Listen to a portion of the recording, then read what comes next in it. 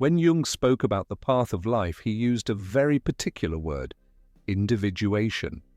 This is the process by which every human being gradually becomes who they truly are, and not merely what others expect them to be. It's as if, throughout life, we shed layers, masks, and social roles until we finally discover the center of our being, what he called the self. But this path is anything but easy. We often remain stuck in emotional dependencies, in relationships or ideas that no longer serve us. It's like someone who relied on a crutch for years. In the beginning, it was necessary. It gave support and security. But eventually the legs grow strong again. Balance returns. And the crutch is no longer needed. Holding on to it only means carrying unnecessary weight. The psyche works the same way. We cling to attachments, fears, or old habits as if they were essential, when in reality they only hold back our growth. Jung said that in order to move forward, we must recognize what is no longer part of our path. Letting go, then, is not just practical. It is deeply symbolic. It is the moment when the soul demands that we walk on our own. The unconscious begins to send signals that we are ready to take a greater step. Individuation does not mean becoming perfect, enlightened, or free of problems. Quite the opposite. It means taking responsibility for our destiny, acknowledging our weaknesses, and still choosing to walk the path on our own 2 feet. The first act of letting go is often painful because we are used to our emotional crutches. But it is precisely in this pain that freedom arises. We realize the path is truly our own, and no one can walk it for us. On every journey of transformation, there comes a moment when we must release the old. For Jung, this was an essential part of individuation, almost like a rite of passage. We let go of old bonds to create space for a new version of ourselves. Yet letting go is not as simple as it sounds. It is not just about ending contact or forgetting the past. Attachment is emotional, symbolic, and often unconscious. Sometimes we cling to people who left our lives long ago simply because a part of us has not yet processed what that relationship meant. It's like keeping clothes that no longer fit. You open the closet, look at them, and know you'll never wear them again. Yet you can't give them away because the garment carries a memory, perhaps of a special day or an important phase of life. What you don't want to release is not the fabric, but what it symbolizes. It is the same with people. We hold on to bonds that have lost their purpose because they represent something deeper: security, belonging, or a kind of love we longed for but never fully received. That is why letting go does not mean rejection. It does not mean denying the past or pretending it had no value. True letting go arises only when we acknowledge the meaning of an experience, feel gratitude for it, and still accept that its chapter is over. It is like a tree in autumn that lets its leaves fall. Not because it rejects life, but because it understands the process is natural and necessary. Jung often reminded us that every ending is also a beginning. If we cling desperately to what has passed, we remain trapped in the past and prevent the new from emerging. But if we let go, we open a space for the unconscious to bring us new possibilities, images, and paths that guide us closer to our true self.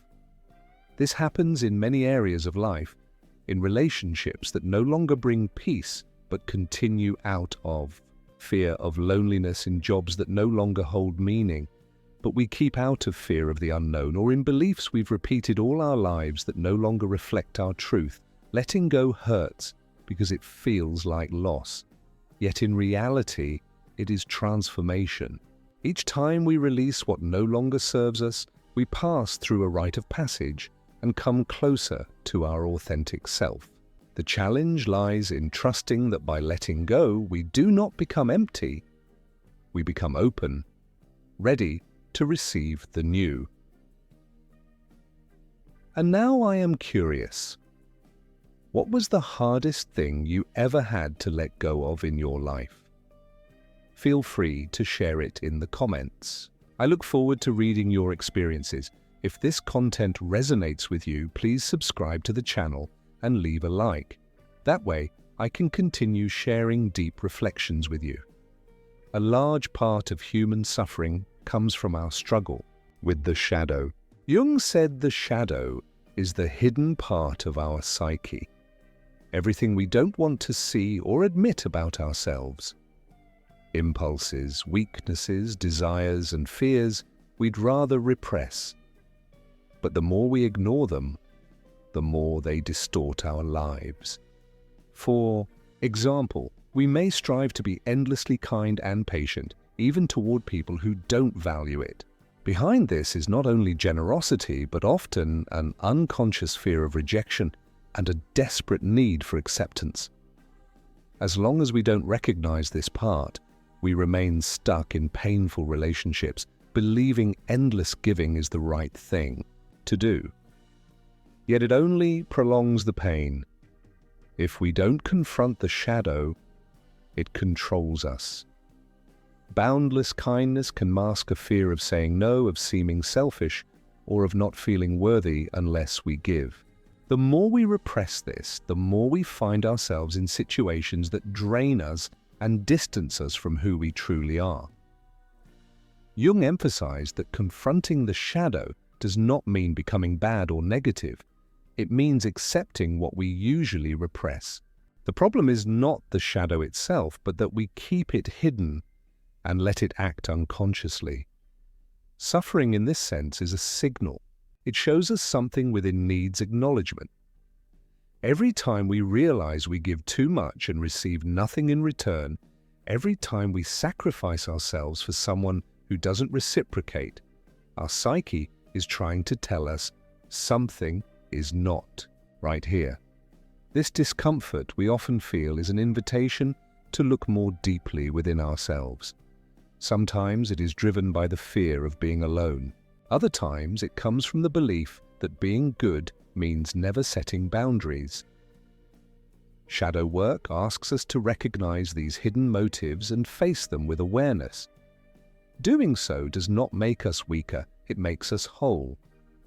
Understanding that our pain has a root is the first step toward breaking the habit of giving our best to those who cannot value it. Saying no is one of the most important acts of self-care. Many believe that setting boundaries is selfish or harsh, but Jung shows us it is a step toward inner integration. Boundaries remind us that our energy is not endless and must be protected if we are to grow. Setting boundaries does not mean shutting people out or living in constant defense. It means knowing how far we can go without losing ourselves. It is the point where generosity and self-respect come into balance, where helpfulness and self-protection stand side by side. This balance carries great symbolic power because it allows the self to appear clearly in the world.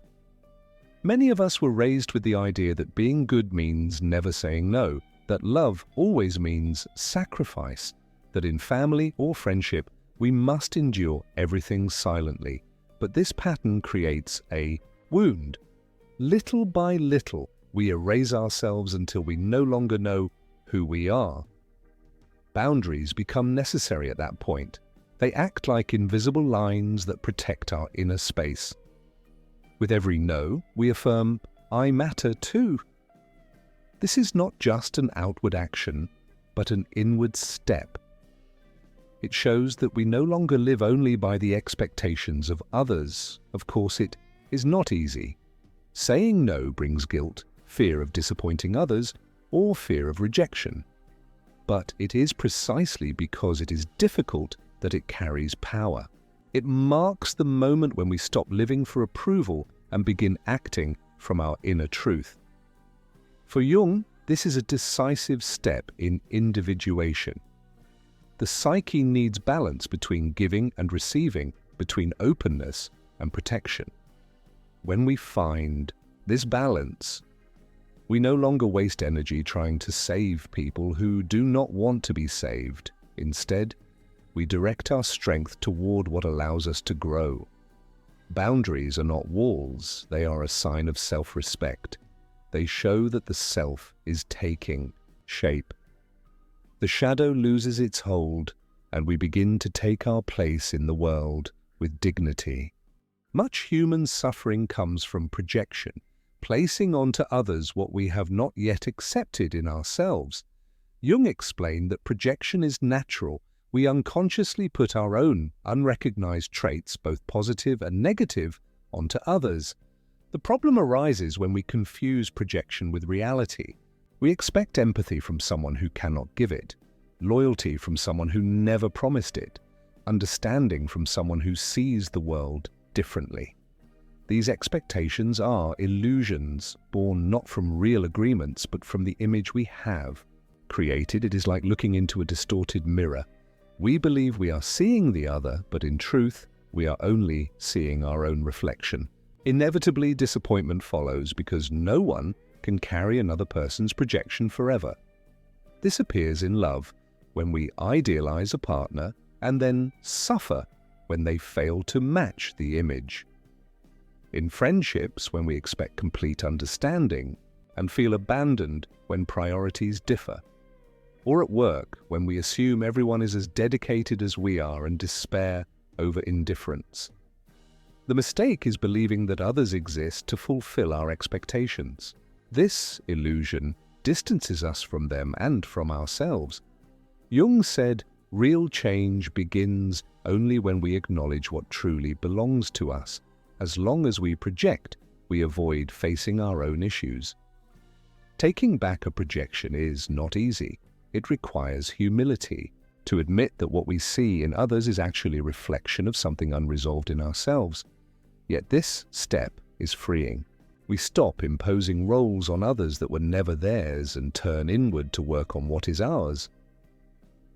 Projections are not enemies. They are clues pointing to what is hidden in the psyche.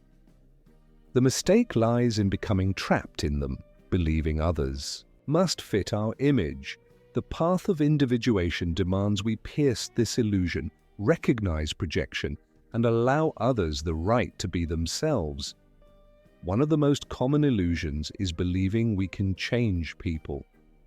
We try to explain, advise, or open their eyes as if awareness can be forced. But true transformation never comes from the outside. It only begins when a person recognizes for themselves that change is needed. We often see the struggles of others with clarity. We notice their repeating patterns and obvious mistakes.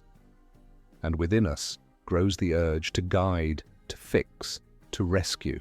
Yet this rarely works because the psyche has its own rhythm. Real change happens only when the individual is ready. It is like trying to wake someone who is still dreaming. You may shake them, but they will close their eyes again. Only when the dream ends do they awaken. In the same way, no one transforms simply because another says they should.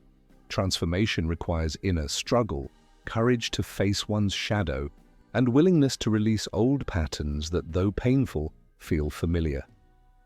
Too often we waste energy trying to save people. We advise, heal, and carry burdens that are not ours and end only in frustration. The other remains unchanged and we are left exhausted. This happens because we confuse compassion with control. Real help is possible only to the extent the other allows it. To recognize this truth is to step back with humility, set boundaries, and redirect our energy to our own growth. If we go beyond the surface, we see that change is always a solitary process. Every person must walk their own path. Jung emphasized, true work begins only when consciousness turns inward. As long as we blame the world, our parents, friends, or society, we remain on the surface. Only when we recognize that the root lies within ourselves does real transformation occur. This step requires ruthless honesty. It means accepting that we are not passive victims of fate, but active creators of our story. Waiting for others to change before we change ourselves only keeps us trapped in illusion. Individuation demands this reversal, turning inward, facing our shadows, integrating what was repressed, and learning to live more fully. And yet change is never final. The psyche is alive, always in motion, always seeking new balance, fresh adaptation, and new confrontations within. True transformation is not a final destination, but an ongoing process of self-discovery. It never begins outside, it always starts within. Psychological freedom is one of the most precious gifts we can give ourselves. Jung observed that much of human suffering comes from our dependence on approval. We mold ourselves to meet the expectations of others instead of listening to our own truth. When we free ourselves from this, we feel, for the first time, the autonomy of the self. This freedom does not mean isolation or coldness. It does not mean withdrawing from life. Rather, it means living fully awake, whether others approve or not. It is the ability to act without constantly needing validation, to hear our own voice without fear of being wrong. Too often, we let ourselves be bound by the opinions of others. We measure our worth by reactions, seek recognition where there is only expectation, and adapt to patterns that are not our own. This invisible prison drains energy, steals authenticity, and keeps us from living at our own rhythm. Breaking these chains is an act of courage and self-love. It means respecting our own mind, our own heart, and our own story. It brings clarity. Once we no longer depend on approval, we see relationships and decisions with sharper vision. We can step away from those who harm us without guilt because we know our integrity comes first. We can make choices that may disappoint others without being consumed by fear. The path of individuation is largely this liberation. Each step toward inner autonomy is a victory over fear, projection, and inherited patterns. When we let go of the need to please, we claim our space, live by our own truth, and recognize our value, independent of outside validation. This freedom is not just about external choices, but about inner peace. It is the moment we stop being prisoners of the world and begin to take responsibility for our own destiny. Life becomes a dialogue between the conscious and unconscious, between what we already are and what still seeks integration. Longing, too, is part of this. Missing someone is deeply human. But Jung warned, longing does not mean we must return to the past. Often, it is only the activation of a complex, an emotional memory not yet healed. It feels like nostalgia, emptiness, or intense remembering, but it is not a command to go back. Longing is a mirror. It shows us what inside is still unbalanced. Jung saw complexes not only as obstacles, but as opportunities for growth. When we bring them into awareness, longing then is an invitation to understand ourselves more deeply, not weakness, but part of the inner work. We may think of an old relationship and feel a sting in the heart, but that does not mean we must return. We may recall a lost friendship and crave closeness, but perhaps the call is really to strengthen our own ability to comfort and support ourselves. In this way, the gaze into the past becomes an inner mirror. Silent forgiveness and quiet withdrawal are sometimes the most powerful steps. Jung taught, the psyche seeks integration, and often the most effective path is not confrontation or explanation, but conscious silence. Silence is not weakness. It is a decision, a sign of self-respect. To withdraw silently means no longer wasting energy in conflict, but directing it inward to where it is needed. It means protecting our inner space without drama or justification. Silence also dissolves resentment. When we stop explaining and justifying every action, anger loses its grip. Silent forgiveness does not mean forgetting or denying. It means refusing to pour energy into revenge and choosing instead to invest it in growth. In this way, we strengthen our inner boundaries and create space for connections that truly matter. Silence becomes a powerful ally in individuation. It shows us that self-care and transformation need no audience. True growth often happens quietly, in the unseen spaces where the soul reorganizes, learns, and becomes strong. To choose silence is to choose freedom.